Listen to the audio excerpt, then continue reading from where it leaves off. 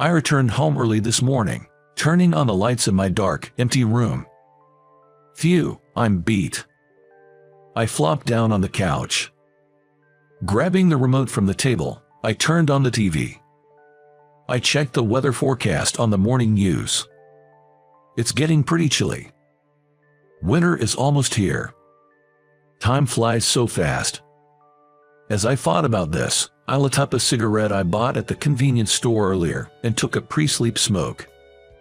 Every morning, it's the same routine. It's been like this for 5 years now. My name is James. I've never gotten used to living alone in this empty house, nor to the feeling of loneliness. I never imagined my life would turn out like this. It's all a result of my own actions. Sigh. I was supposed to have a brighter future. In the silent room, I found myself sighing and reminiscing about the past. I met my wife when I broke my leg and was hospitalized. She was a nurse at the hospital where I was staying, and I, with a broken leg, struggled to get used to a wheelchair and crutches during my painful rehabilitation. I feared I might never walk again. I felt anxious and worried. It was then that she started talking to me and treated me kindly, seeming like an angel. Talking to her, with her cute smile, made me feel really happy. Hey, after I get discharged, would you like to go out for dinner with me? I asked her almost every day. She turned me down many times, but finally, she gave in and handed me a note with her contact information. Yes, finally, I've got a date. The night before our first date, I was so excited that I had trouble falling asleep. On our first date, I was completely captivated by her. I had only ever seen her in scrubs before, but she wore a white floral dress and stylish accessories. After asking her out to eat several times, I confessed my feelings and asked her to be my girlfriend. I was over the moon when she said yes. Eventually, as our relationship progressed, we started considering marriage. You know, I'd like you to meet my parents soon, she said, her face turning red. I want to introduce you to my parents too. Let's plan to visit each other's parents next weekend. Okay, thank you. A few days later, while I was at work, she called me. Hello, what's up? I have something to tell you. Hey, I'm at work. What's going on? Sorry, but I just couldn't wait to tell you. She sounded really happy. What is it? Today, while I was at work, I felt nauseous and my stomach and back hurt. So I was allowed to leave work early and went to the obstetrician. And lo and behold, I have a baby. Really? I shouted out loud in surprise. I left work early that day, bought her favorite cakes, and as soon as I got home, I hugged her tightly. She had a smile filled with joy. She was 3 months pregnant. We're so lucky to be blessed with a baby so soon, I said. Indeed, when we told our parents about our shotgun wedding, I was afraid they'd oppose it, but both families were actually thrilled. So, we get married, and my wife safely delivered a healthy baby girl. I felt truly happy from the bottom of my heart, looking at our adorable child. After spending a month staying at her parents' home, my wife returned home with our daughter. She was busy with the unfamiliar tasks of childcare every day. Taking care of a newborn was harder than expected, especially with the baby's night crying, which really wore my wife out. The baby cried every few hours, leaving no time for sleep. I wanted to help my exhausted wife, but my job in sales meant I couldn't avoid working late and socializing. Our company's performance was declining, and we in the sales department were desperate to bring in business. The CEO began to say in the morning meeting every day that the business was struggling. Our quotas were increasing, and the employees' anxiety was growing. I had just had a child. A cut in my salary would be a big problem. I poured my soul into every sales call, working diligently. Then, one day, something happened. I arrived at the office a bit early, turned on my computer, and was about to start work when Mr. Smith, the CEO, called me. "Could you come to my office? I need to discuss something important with you." My supervisor glanced at me briefly. I had a bad feeling about it. The air in the office seemed to tense up for a moment. I straightened my back and knocked on his office door. "Sit down. You know our company's been struggling, right?" "Yes. The thing is, it's become difficult to keep the company going. I hate to say this, but you need to start thinking about your future." "What?" I felt like the blood drained from my body. "Does that mean layoffs?" As I struggled to believe what I was hearing, I was also driven by a need to do something, pleading with Mr. Smith.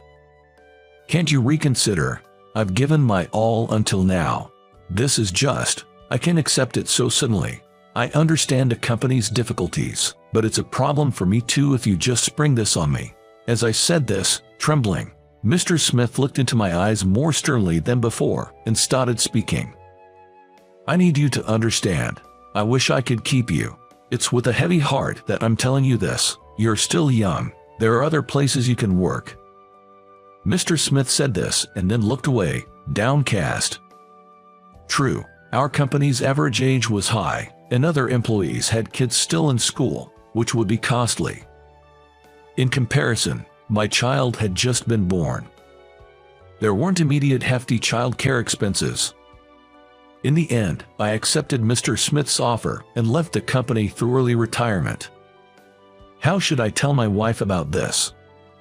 She's already struggling with new parenting. When I explained the situation to her, she just said, "Can't be helped," and didn't say anything more. But, "Will you be able to find a new job soon?" That seemed to be her only concern. Actually, I had something on my mind. Someday I would like to save up money and open my own store. I had such a dream. I was able to retire from the company and also receive a small severance package. So, I thought I would use the money to open the small pub of my dreams. That's what I thought. When I told my wife, she just said, "I see," and seemed uninterested, saying, "Child care is tough right now." Then, I began preparing to open the pub. First, I started working part-time at a local bar I had noticed before. I also enrolled in a culinary school to learn about managing a food business, keeping busy every day. I had no time for household chores. Gradually, my wife and I began to argue more, and soon, every conversation turned into a fight. The bright and kind woman my wife once was had disappeared, replaced by a completely different person, quick to anger. Then one day, it happened. My wife finally snapped, and we had an unprecedentedly huge fight. "You don't have any intention to help with child rearing. It's like I'm raising our child alone. Quitting your job suddenly to chase a dream seems thoughtless to me," she said. My wife said something like that. I was quite selfish. My wife was an excellent nurse and would have advanced her career if we hadn't had our child. She wanted to return to work early, but couldn't because of the long waiting list for daycare. I didn't even help raise the kids, and I was the only one chasing my own dreams. Looking back, it was unfair. Back then, I couldn't understand her point of view and only argued back.